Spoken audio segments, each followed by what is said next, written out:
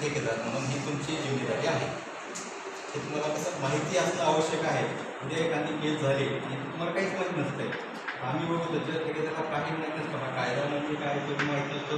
ग्रामपत्र कुठलं असते काय माहीत नसतं. कामगार घेऊन यायचे, त्याच्यावर काम करून घ्यायचं. काम नाही केलं तर त्यांना डांबून ठेवायचं, त्यांना जेवण नाही द्यायचे, एकदम त्यांचे स्वातंत्र्य बदलायचे.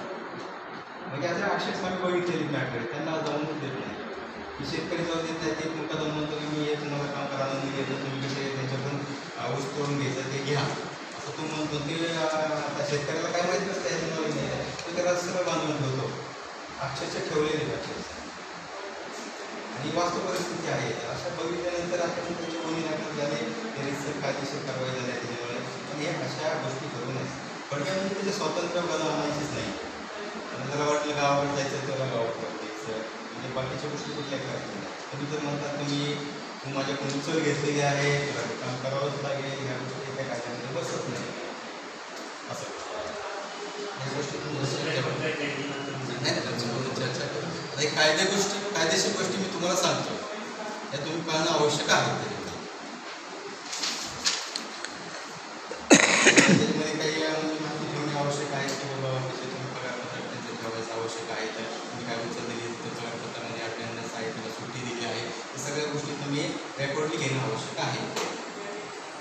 ते तुम्हाला त्यासाठी सोपं जातं की उद्या काय समजा बाउंड्री लेवल डिक्लेअर झाला काही झालं तर ह्या गोष्टी तुम्हाला वाचू शकतात.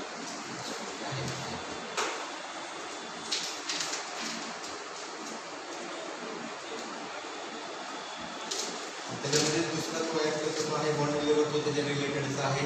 किंवा आता बंदिस्त कामगारांना बंदिस्त करून ठेवणे खूप बाउंड्री लेवल आहे. तर त्यांनी पैसे घेतलेले असतात ते तुझे पैसे आहेत तो आता हे काम झाल्याशिवाय जाऊ शकत नाही असं ते म्हणून दादांच्याला ते बांधून ठेवतात किंवा काही जाऊन देत नाही. तर जे मुलं असेल तुझा परिवार असेल त्याला बांधून ठेवतात, बरेचसे त्याला दामून ठेवतात. आता बरेचसे विश्वास बांधला तर त्याला काहीतरी एका मॅटरमध्ये असणार आहे की याच्या कामाला त्याचे काय सागरीने बांधून ठेवलं जेवण दिलं नाही असं भरपूर प्रकार. पण अशा प्रकार तुम्ही करू नाही आहे. कारण कसं आहे तुम्हाला म्हणजे कायद्याचं नॉलेज नसल्यामुळे ह्या गोष्टी होतात. ज्यावेळेस तुम्हाला कायद्याचं नॉलेज होईल तेव्हा तुम्हाला कायदा समजेल त्यावेळेस ह्या गोष्टी तुम्ही करणार नाही. महत्त्वाचं जे आहे तुम्ही रिसर्च करा, तुम्ही पगारपत्र ठेवा, त्याचं तुला बाबा किती सुट्टी दिली, त्याचं जे पेमेंट असेल त्याच्या अकाउंटला टाका. तिथं तुम्हाला प्रूफ राहतो की तुम्हाला आम्ही याला एवढे पगार दिलेला आहे. तो काय होतं डायरेक्ट म्हणतो की आमचं एवढे पेमेंट माझ्याकडे फिरत आहे. तर तुमच्याकडे बी काही लेखापडी नसती, त्याच्याकडे बी काही लेखापडी नसती, म्हणजे त्यातून प्रॉब्लेम मोठे होतात. शेवटी कसं असतं कायदा हा त्यांच्या बाजूने असतो, त्यामुळं त्यांना मदत होती त्यामुळे. त्यामुळे तुमच्याकडे रिसचं रेकॉर्ड असेल तर तुम्ही त्यातून वाचू शकता. जे आहे त्यामुळे बाउंड्री लेवल हा सगळ्यात म्हणजे ठेकेदार आणि मुख्य मालकांसाठी हा डेंजर ॲक्ट आहे. त्यामुळे मुख्य मालकांनी या गोष्टी करू नये, त्याला बंदिस्त करू नये किंवा थोडं फेमिनिस्ट करू नये. काय असेल तुम्ही रिसर्च करा.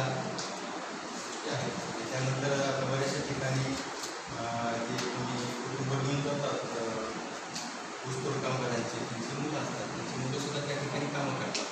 बरेचसे तो धोकेदायक उद्योग आहे ऊसतोड कामगार, ऊस शेतकरी धोकेदायक क्षेत्र असल्यामुळे तिथं काय करतात ते पैसे घेतात, खरेदतात, ऊस तोडतात. ते येतं ते चाइल्ड लेबरमध्ये येतं. समजा तो बी ॲक्ट पुन्हा लागू होतो. तुम्ही जर त्यामध्ये जर मुलगा सापडला तर ठेकेदार आणि मुख्य मालकावर त्याच्या मुलाला सांगतो आणि सुद्धा तुमच्यासाठी अडचणीच्या गोष्टी आहेत.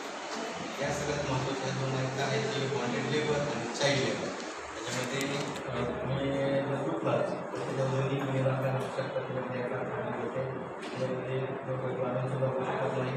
14 वर्षाखाली पालकांना तुम्ही जर कामाला ठेवले तर तुम्हाला जवळपास 6 महिने 2 वर्षापर्यंत त्याची शिक्षा होते.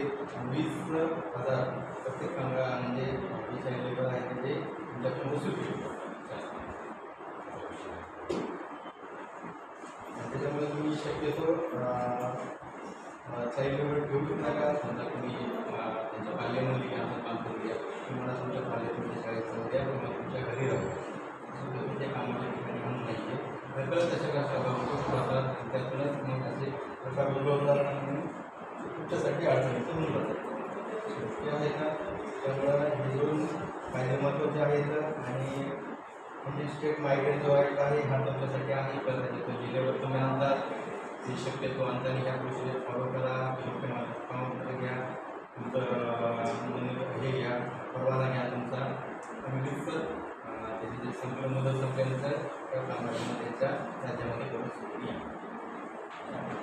तुम्हाला ह्याच्याबद्दल शंका काही असेल काय असेल